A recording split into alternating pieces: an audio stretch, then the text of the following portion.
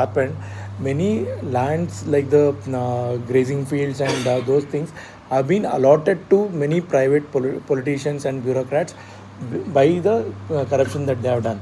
So similarly, they would have been eyeing on the different properties like the WAQF board or the Christian board or whatever it is. So you need to get into the records, people, and set it right. And whenever somebody has entered and anything wrong or any mistake, those whistleblowers are the ones you need to catch up, support them, so that this can create, make a bigger issue of corruption rather than religion. Okay, and third thing, definitely there is a psychological way of tackling things. One thing as diversion, what he said, and second thing, what I feel is they want to divide the families, divide the people among in the communities. The first they did was a female child getting property in among Hindus. What happened was many females, they have been married to some distant village or distant city. How can they manage the land when they, if they get the land, piece of land? So there was an understanding of giving them jewelry, giving them some other thing, but that understanding of people's, the what do you say, the people's, the family basis and their own understanding and their own contract, the decentralized contract is being superimposed by a centralized policy.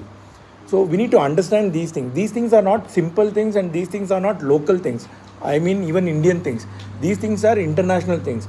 Because when you look at the New World Order, when they say that in future nobody owns anything and everybody will be happy, they are trying to go to that by first snatching the bigger organizations.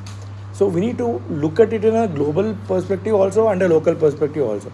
So definitely fighting against this will be helpful, and creating awareness is one part, and at the same time making a network internationally would also help, I think, so that we can put more pressure on the policy making. See, because the World Bank gives some loans and dictates some policies saying that bigger land holdings should not be there, smaller land holdings, and ultimately they might say that they want to corporatize farming or corporatize even the land ownership or house ownership and property ownership. So all these things, definitely we should look at all the points and work at all the fronts simultaneously and ensure that people are aware. And definitely the hardcore bucks, we need to educate them. And I would say karma philosophy is the biggest one they will fear of. Many a times, whenever somebody wants to create any ruckus, I would say you will suffer the same karma as Jaitley, Sushma Swaraj, and Parikar, and they shut up their mouth. So that is what is the mirror which we want to show it to the Manuvadis, because they don't believe in anything else. They just want their selfishness. And even Nimans have been telling, consider supremacy psychosis as a psychosis and give treatment for that.